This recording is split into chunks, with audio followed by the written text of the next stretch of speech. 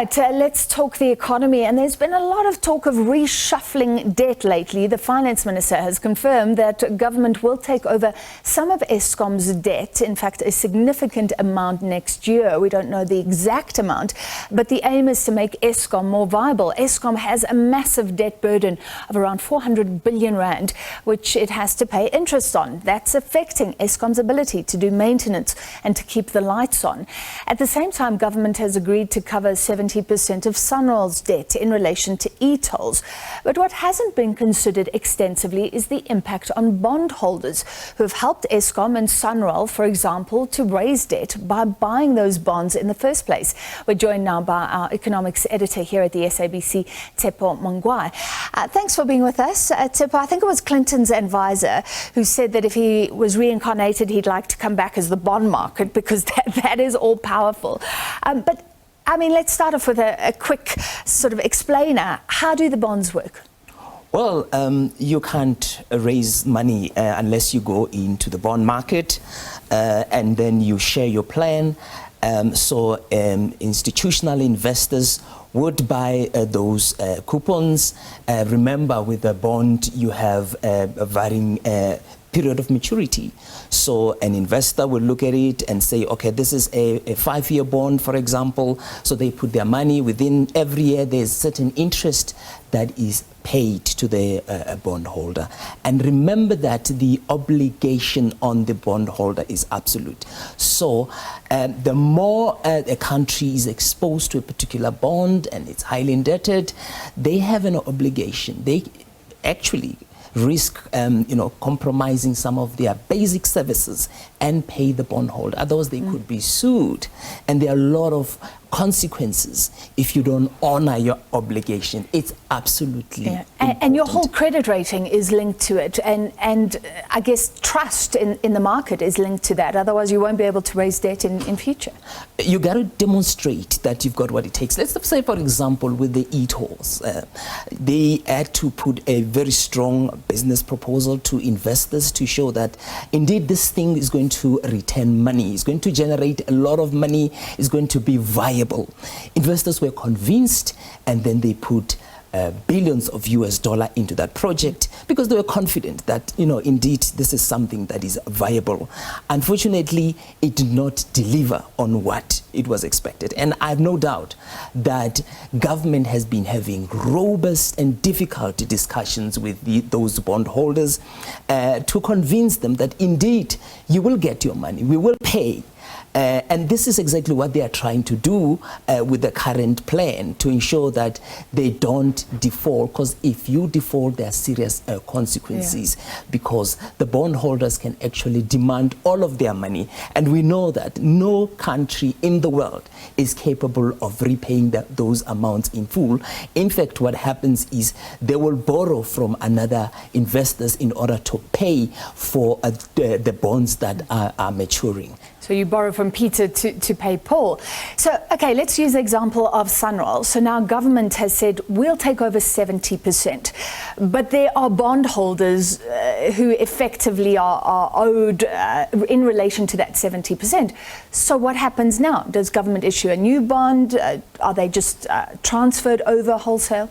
Well, with the current proposed arrangement, let's say, for example, they would have, I don't know how many bondholders, maybe 50 or hundreds of bondholders that have actually bought that bond, a different bond that they've issued over a certain period of time with varying maturities. And remember, investors have different strategies that they put in place. In order to invest their money, they need to plan. And there are also certain expectations on shareholders that they have to return money to them.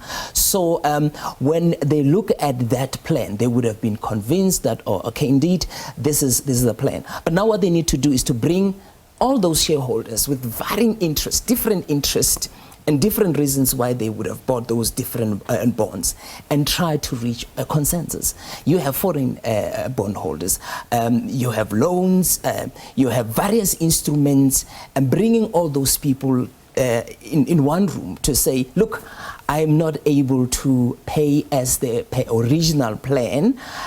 We need to restructure this.